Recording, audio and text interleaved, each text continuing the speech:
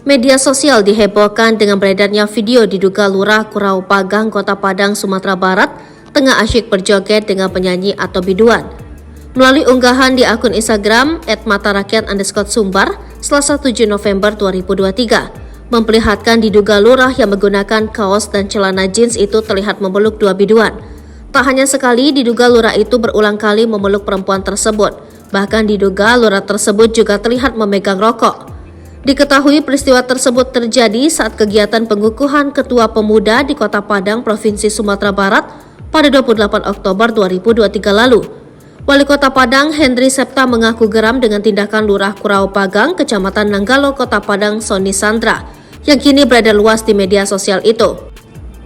Untuk itu, usai video tersebut viral, Sony telah diberhentikan dari jabatannya. Hendri Septa mengaku tidak ada tempat bagi aparatur sipil negara yang melakukan tindakan seperti itu.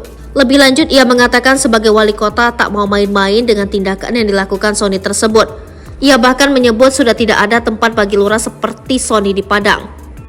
Sony Sandra mengaku video dirinya yang viral di media sosial itu sengaja disetting oleh seseorang.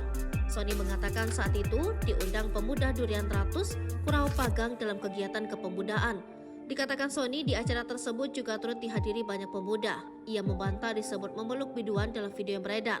Namun ia mengakui saat itu sedang terpengaruh minuman beralkohol. Saya tidak pernah memeluk, saya tidak pernah melakukan hal yang tak pantas. Yang saya lakukan karena pengaruh minuman beralkohol, saya di luar kontrol, saya dibawanya goyang dan memang saya diposisikan untuk diviralkan, ujar Sony.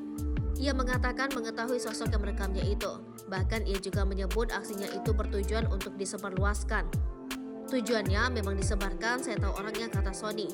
Lebih lanjut, Sony mengaku sudah menerima surat keputusan pembebasan tugas dari jabatan sebagai lurah.